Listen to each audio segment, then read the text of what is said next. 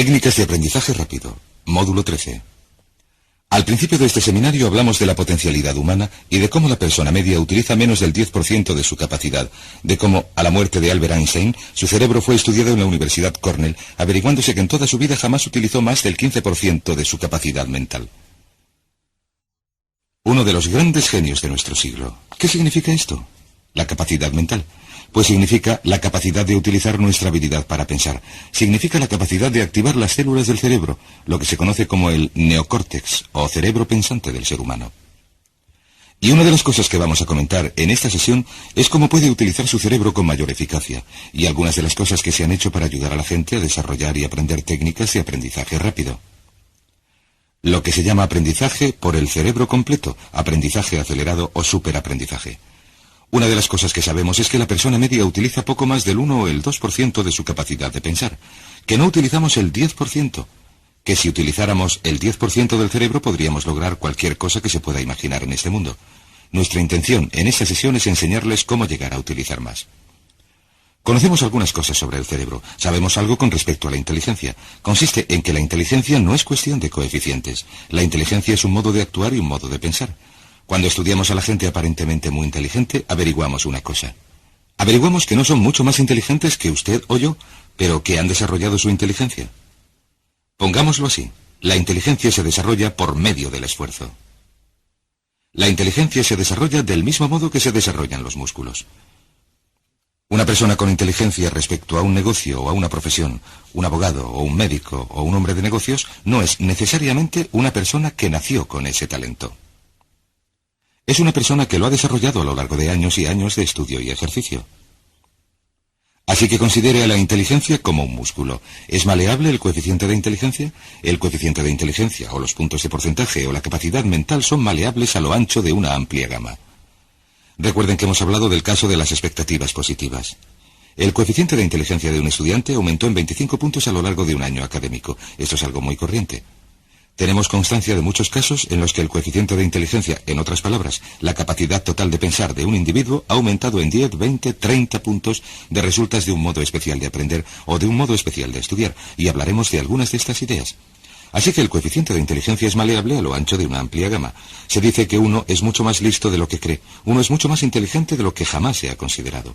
También sabemos que el coeficiente de inteligencia depende del autoconcepto. Hay muchas personas que han resultado ser muy inteligentes, pero que, puesto que se educaron en entornos negativos, se convencieron ya a una edad temprana de que no eran especialmente listos.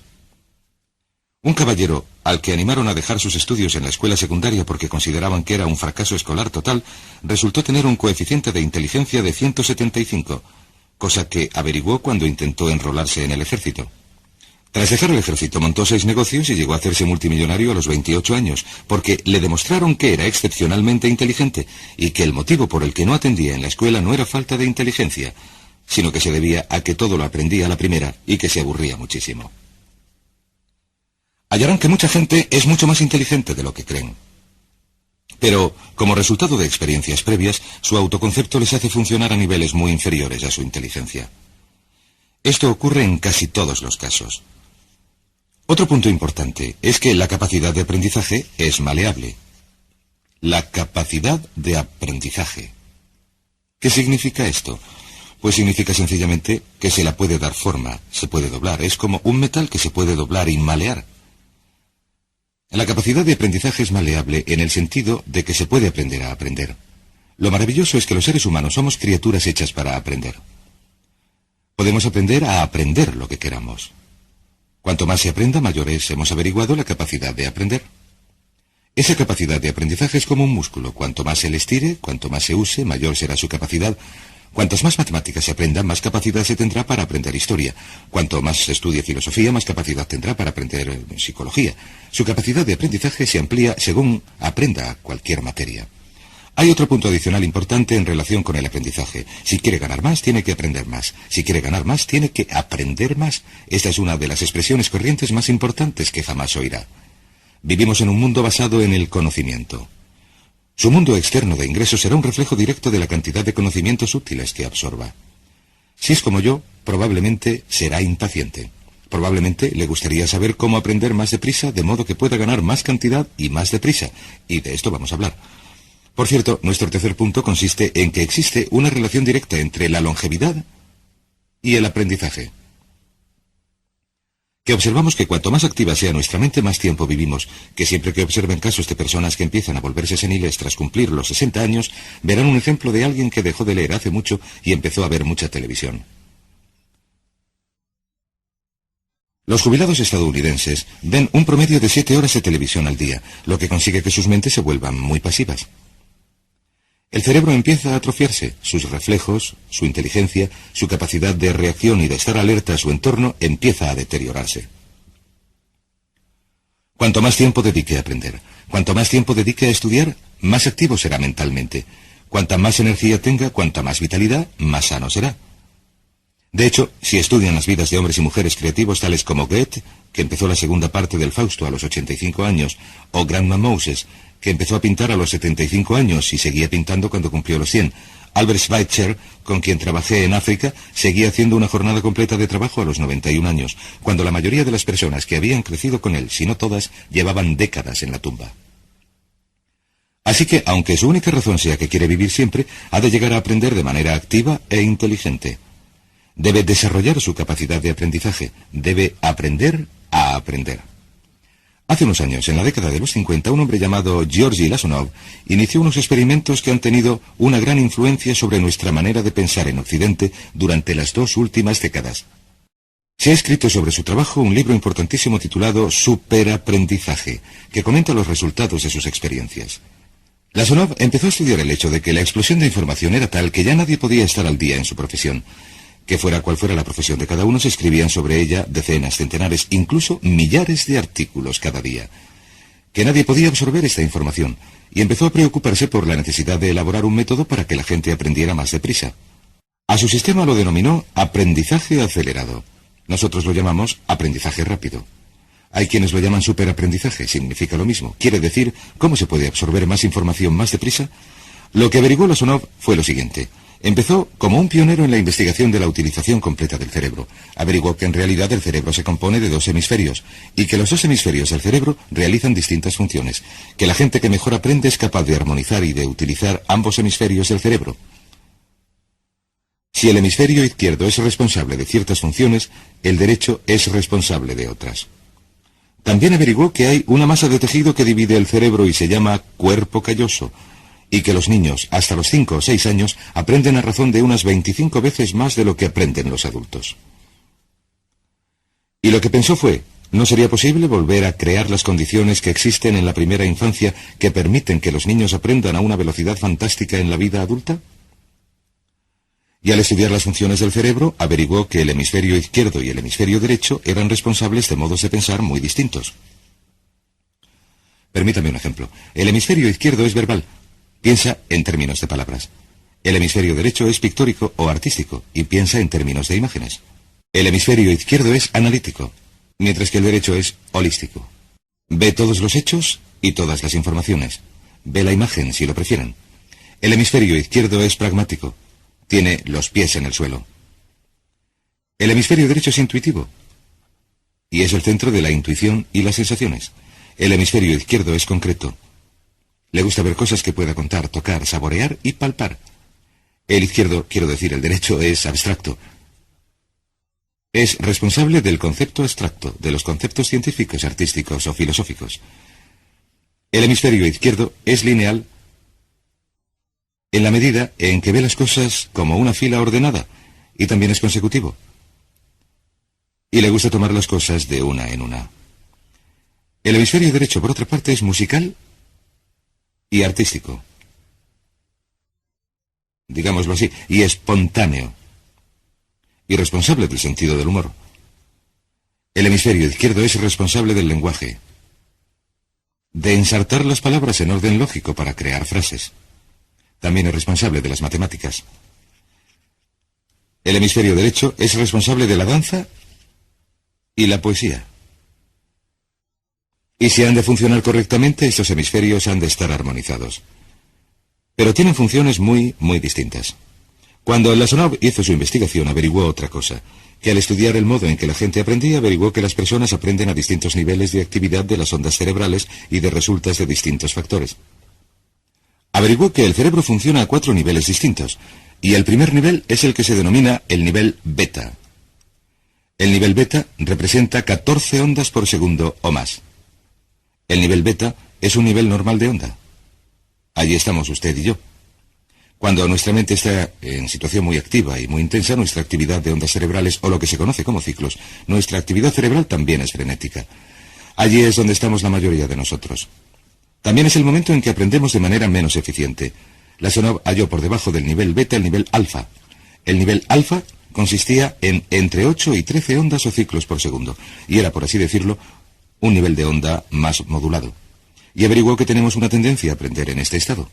Este es el estado de relajación profunda, nuestro estado cuando estamos sentados, totalmente relajados, cuando soñamos despiertos, por así decirlo, o cuando estamos a punto de dormirnos. Descendemos a este nivel. Por debajo del nivel alfa está lo que se conoce como el nivel teta.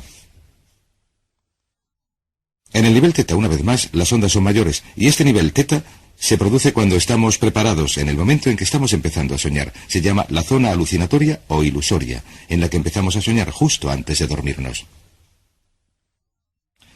¿Ha tenido alguna vez la experiencia de que le despierten en el preciso momento en que está durmiéndose y que le saquen abruptamente de este nivel teta?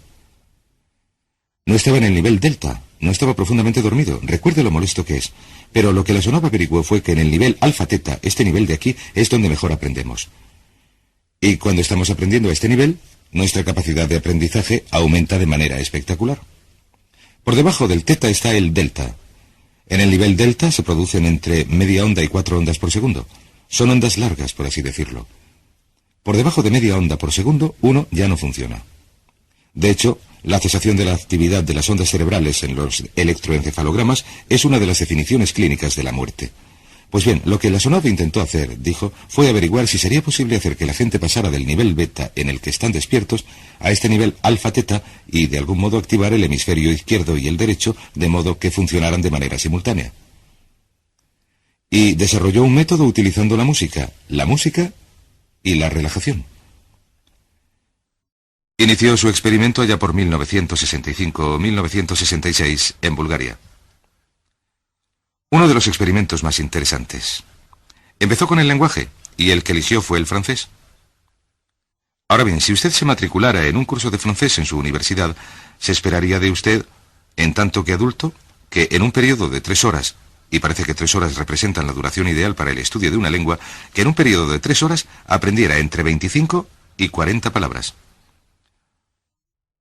Y se esperaría de usted que hasta el examen final, con el debido estudio y demás, tuviera un nivel de retención de alrededor del 80%, quizás menos. De hecho, lo que Lasonov averiguó fue que la mayoría de las maneras de aprender en nuestra sociedad son tan ineficaces que resultan deplorables, y que la persona media que logra un título universitario en nuestra sociedad, tras invertir varios años y mucho dinero, olvida entre el 80 y el 90% de todo lo que aprendió allí antes de que transcurra el verano siguiente a su último año de universidad. De hecho, se olvida casi el 80% en los 30 primeros días. Un par de catedráticos han sugerido que si se deseara despejar la mayoría de las universidades del país, un método muy sencillo para lograrlo sería llamar a todo el mundo a las 48 horas de los exámenes finales y volverles a examinar sin previo aviso. Y se vería que el modo tradicional de aprender, que consiste en atiborrar el cerebro con cuanta información sea posible, lanzarse al aula y regurgitar esa información durante el examen, y a continuación marcharse, recuperarse y volverlo a hacer otra vez, este modo de aprender es muy ineficaz. Toda la información que absorbemos de este modo se pierde por completo. Por eso, si estudiara un idioma en el colegio y luego fuera a uno de los países donde se habla ese idioma, probablemente no recordaría más de 3 o 4 palabras, e incluso estas estarían equivocadas. De manera que Lasonov decidió utilizar la música y la relajación, y esto fue lo que hizo. Bajo unas condiciones estrechamente controladas, reunió a 60 estudiantes. Había seleccionado a estos estudiantes de varios campos, y ninguno tenía conocimiento alguno del francés. Habían sido estrechamente controlados y seleccionados por personas que estaban en contra de este experimento. Todo estuvo rigurosamente controlado. En 1966 reunió a las 60 personas, sintiendo que tendría que aumentar enormemente el nivel medio de aprendizaje para lograr la autorización para el establecimiento de su Instituto de Sugestología. Posteriormente, se llegó a establecer en Bulgaria el Instituto de Sugestología. Lo que hizo fue reunir a estas 60 personas. Su meta era conseguir que llegaran a aprender 150 palabras por sesión. 150 palabras por sesión con un mayor nivel de retención. Lo que hicieron fue reunirlos, poner música suave, bajar la luz y leerles palabras de unas fichas donde aparecía el francés por un lado y el búlgaro por el otro. Y según les leían las palabras, los estudiantes repetían la palabra en un estado de profunda relajación. Luego les devolvían a un estado de plena consciencia, revisaban las palabras y les hacían pruebas sobre las mismas. Desde las 3 sesiones iniciales averiguaron, en primer lugar, revisión en estado relajado, en segundo lugar, escuchar las palabras en un estado de relajación profunda y, en tercer lugar, nueva revisión en el estado consciente. Y averiguaron que ya desde la primera sesión estaban logrando una retención del 98% y que durante las pruebas al final de cada sesión recordaban el 98% de lo que habían aprendido. Realizaron este experimento durante 6 semanas y todos y cada uno de los estudiantes de la clase lograron una tasa de retención del 98% sin haber tenido ninguna experiencia previa en la lengua. Antes de terminar este experimento, en 1966 pidió más voluntarios y se presentaron otros 15. 15 de estos estudiantes se presentaron voluntarios. Les preguntó, ¿sería posible aprender 500 palabras en un día? Pues bien, vinieron un sábado y trabajaron todo el día, ya que nadie en la historia escrita ha aprendido 500 palabras en un día, y al final del día los resultados dieron un 98% de retención en 500 palabras. Un punto interesante es que muchas de estas personas padecían trastornos nerviosos. De hecho, los nombres del 40% estaban en los ficheros de psicólogos y psiquiatras. Después del periodo de 6 semanas de aprendizaje aprendiendo 150 palabras al día, casi todos se encontraban perfectamente bien. No se producía tensión alguna en este tipo de aprendizaje. Era muy relajante. Averiguaron que a los estudiantes les despejaba la mente y que se sentían muy bien después, en contraste con nuestro método de aprendizaje actual que produce tantas tensiones y es tan competitivo. Averiguaron que, tras aprender estas 500 palabras, al final del día todo el mundo se sentía estupendamente. Nada de tensión, nada de fatiga, nada de nada. Pues bien, se dijo, veamos si es posible mejorar esto antes de que dé por terminado el experimento, y llamó a 12 de los estudiantes, los que mejor aprendían. 2 semanas después se reunieron para ver si podían aprender 1000 palabras en un día, 1000 palabras nuevas en un solo día. El resultado fue que al final del día fueron capaces de aprender las 1000 palabras y lograr un resultado del 98% en las pruebas. Es interesante comentar que algo después, unos 6 meses después, volvieron a llamar a 50 estudiantes para ver qué porcentaje de la lengua habían retenido. No habían tenido la oportunidad de leer en francés ni de hablarlo, pero los resultados arrojaron un 69% de retención sin revisión alguna. Con una revisión, la retención total ascendió al 98%. En otras palabras, este método de música con relajación, situándose en un nivel alfa-teta y activando ambos hemisferios cerebrales, había producido un espectacular aumento en la capacidad de aprendizaje. En 1974, Lasonov, durante unos experimentos controlados, subió la tasa a 1800 palabras en un día, con una retención del 98%. En 1979, en un experimento especial con estudiantes seleccionados, Lasonov logró aumentar la tasa a 3000 palabras en un día, esto es, activando el cerebro y manteniendo un 98% de retención. Es fenomenal, es casi increíble, pero lo que Lasonov ha averiguado es que la capacidad de aprendizaje del cerebro es infinita, la capacidad que el cerebro tiene para aprender y para absorber información. Por ejemplo, si usted habla correctamente, usa entre unas 1200 y unas 2000 palabras durante su vida normal. Lo único que necesita son 2000 palabras para tener una fluidez funcional en cualquier lengua. La persona media utiliza menos de 1200 palabras. De hecho, algunas personas, sobre todo en la parte inferior de la escala cultural, utilizan a veces menos de 500 palabras. 2000 palabras le permitirán leer cualquier periódico, cualquier revista, oír la radio, ver cualquier programa de televisión, salvo que sea de índole técnica. Lo que Lasonov demostró fue que es posible que una persona aprenda una lengua al día, permanentemente. Ahora bien, esta tecnología de aprendizaje está empezando a modificar nuestro modo de aprender. Está empezando a revolucionar nuestra comprensión del lenguaje. Lasonov también ha desarrollado muchas otras técnicas y conocimientos. Averiguó que la música clásica suave es parte esencial de este aprendizaje. que la música barroca, a compás de 60, reduce el ritmo cardíaco, reduce la actividad de las ondas cerebrales, de modo que el cuerpo y la mente se sincronizan con la música y hacen que la información entre de manera crítica. Que se pueden aprender materias técnicas, medicina, filosofía, psicología. Yo he seguido cursos de aprendizaje acelerado u óptimo para aprender estas metodologías, y lo que he averiguado es que se puede aprender, incluso sin la ciencia ni la tecnología, se pueden aprender cosas muy deprisa, siempre que se sigan 2 o 3 pasos. He aquí las claves para acelerar su modo de aprender. Número 1. Defina lo que quiere y necesita aprender para convertirse en una persona más eficaz y próspera. No se puede aprender algo que no interese. No se puede aprender algo que no mantenga la atención. No se pueden aprender cosas aburridas. Asegúrese de que lo que está estudiando es importante para usted. El primer paso es definirlo, y cuando empiece a estudiar, defina su objetivo. ¿Por qué está estudiando este tema? Piénselo, lea, estúdielo, y estudie solo con un objetivo en mente. Recuerde, tiene que tener una meta. Número 2. Debe tener un fuerte deseo de aprender. Debe tener un deseo. En otras palabras, no puede aprender solo porque alguien quiere que usted aprenda. Número 3. Estudie siempre el son de música clásica. Música clásica suave, sin palabras. Música clásica, suave de cualquier tipo, especialmente la música del periodo clásico de Mozart, Bach, Dvorak, Beethoven o Stravinsky, por ejemplo. Estos compositores compusieron su música con un compás clásico de 60. Y si juega con la música clásica o incluso con sonidos ambientales, el sonido de las olas del mar, lo que se conoce como música blanca, lo tendrá como fondo. Esta música relaja el cerebro, abre los hemisferios izquierdo y derecho y permite que la información penetre a través del hemisferio izquierdo y se interiorice en el hemisferio derecho, que es donde se almacena en el centro de la memoria. De modo que lo que pretende lograr de la música es la relajación del cuerpo calloso. Relajar el cerebro de modo que la información pueda fluir a través del hemisferio izquierdo y penetrar en el derecho. Un cuarto punto clave es la repetición espacial. La repetición espacial es importante. Hay quien pregunta, ¿cómo puede ser que yo dirija un seminario como este que dura todo el día, sin apuntes, y a veces día tras día de seminario sin apuntes? ¿Debo tener una memoria privilegiada? Pues no tengo buena memoria. Lo que sucede es que estudio sin cesar y utilizo la repetición espacial y reviso una y otra vez. Por cierto, también hay otra cosa. Se trata de que cuanto más se aprenda, más se aprende. Cuando empiece a estudiar, recuerde que hay que practicar para aprender a aprender. Hay que practicar. Cuanto más se practique para aprender a aprender, más probable es que se aprenda. Los primeros días que dedique a estudiar una materia nueva le exigirán un tremendo esfuerzo. He aquí otro punto importante, la variedad. La variedad de estímulos es esencial. Los distintos modos en que se estimula la mente, distintas revistas, obras de teatro, la exposición a distintas conversaciones, distintos temas, etc. Bombardee su mente continuamente con estímulos que supongan un reto para su mente y hallará que desarrolla la capacidad de aprender y recordar más. Y número 7.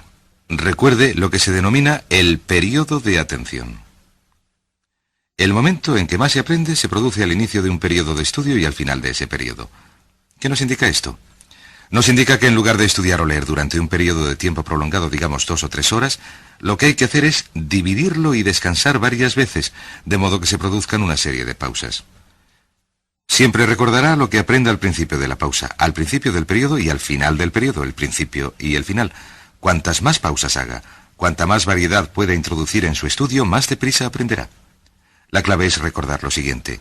Todo lo que usted es o será es el resultado de la información que introduzca en su mente, la información práctica, útil, que absorba y emplee para producir algún tipo de mejora en el mundo que le rodea.